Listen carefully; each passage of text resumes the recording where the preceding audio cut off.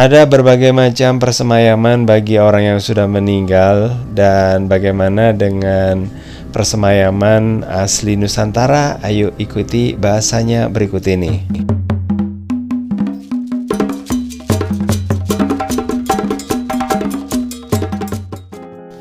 Mengantarkan orang yang sudah meninggal ke persemayaman terakhir ini merupakan sebuah kebiasaan yang tidak bisa dielakkan, dan ini terjadi di budaya manapun, termasuk juga yang ada di masyarakat asli Indonesia atau di Nusantara ya guys ya. Nah, bagaimana bentuk dari persemayaman yang ada di Nusantara? Nah, ini dia salah satunya.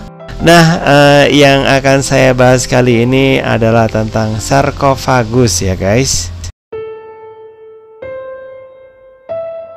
Sarkofagus adalah sebuah wadah pemakaman yang umumnya terbuat dari batu dan terletak di atas tanah, meskipun ada juga yang dikubur di tanah.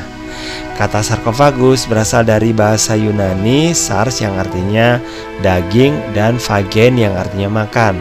Jadi kalau diartikan, sarkofagus kurang lebih punya makna pemakan daging dari frasa litos sarkofagus, yaitu batu pemakan daging. Nah, kata ini guys juga menunjuk pada jenis batu kapur tertentu yang dianggap mempercepat penguraian daging mayat yang terkandung di dalamnya karena sifat kimia batu kapur itu sendiri. Seperti yang sudah dikemukakan sebelumnya guys, kalau sarkofagus ini mempunyai fungsi sebagai tempat penyimpanan mayat ya. Nah, sarkofagus merupakan kubur batu yang terdiri dari wadah dan tutup yang umumnya terdapat tonjolan pada ujungnya. Oleh masyarakat prasejarah, sarkofagus kerap dianggap sebagai perahu roh yang akan membawa roh berlayar ke dunia roh. Dan untuk melindungi jasad orang yang sudah meninggal dari gangguan gaib, pada sarkofagus ini biasanya dipahatkan motif topeng dengan berbagai macam ekspresi. Sarkofagus umumnya terbuat dari batu besar yang utuh, kemudian dilubangi sehingga bentuknya seperti lesung ya. Jadi ada yang mengatakan bahwa benda ini mirip dengan peti.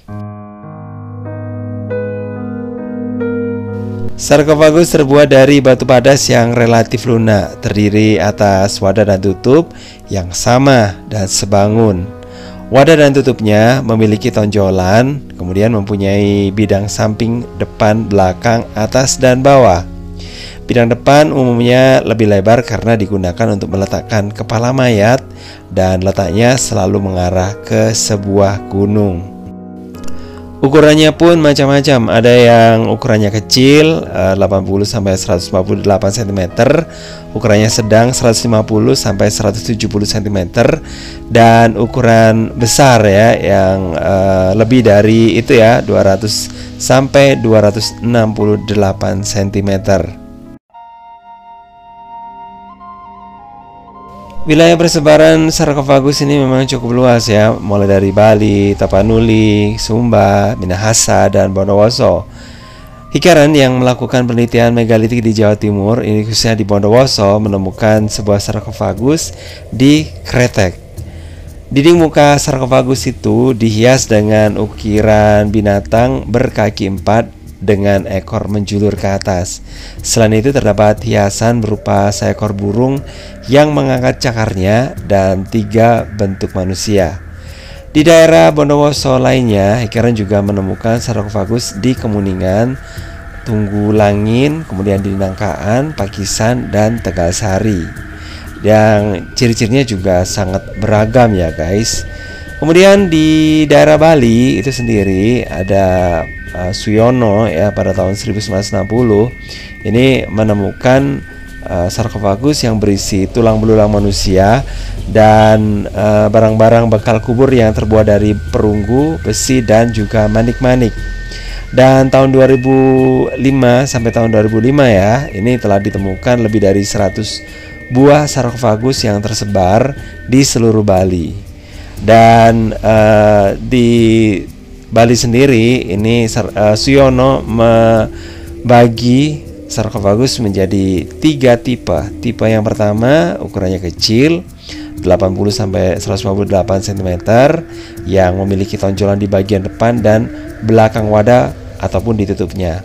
Tipe yang B ini ukurannya sedang yang bervariasi antara 150 sampai 170 cm dan tanpa tonjolan.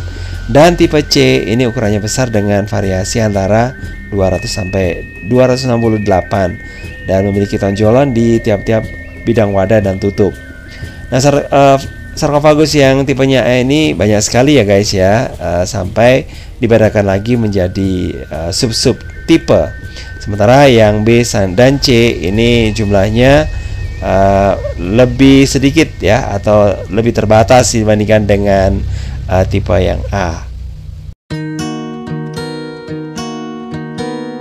Sepertinya sarkofagus ini bukan hanya dominasi di Indonesia saja ya, karena di luar negeri ini ternyata juga ditemukan sarkofagus di aliran Sungai Mekong yang ada di dataran Asia Tenggara, terutama di barat daya Vietnam. Ini umumnya keluarga memakamkan anggota dari mereka itu dalam sarkofagus dekat rumah mereka, sehingga memudahkan akses untuk melakukan pemujaan terhadap leluhur.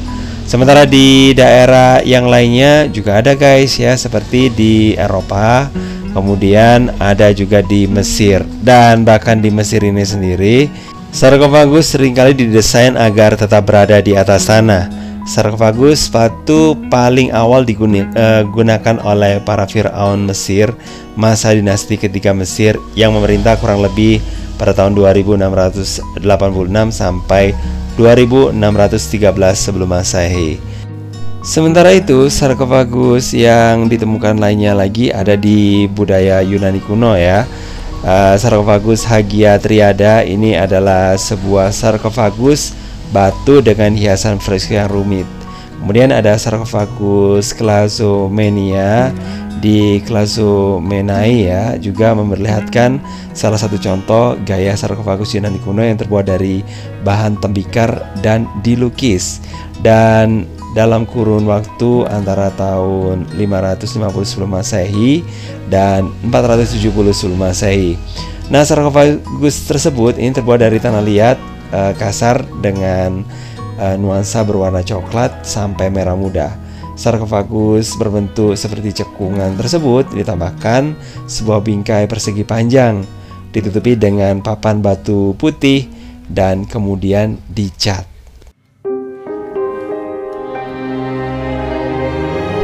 Sarkofagus atau peti dari batu ini sepertinya sudah tidak digunakan lagi ya, karena ada pergeseran.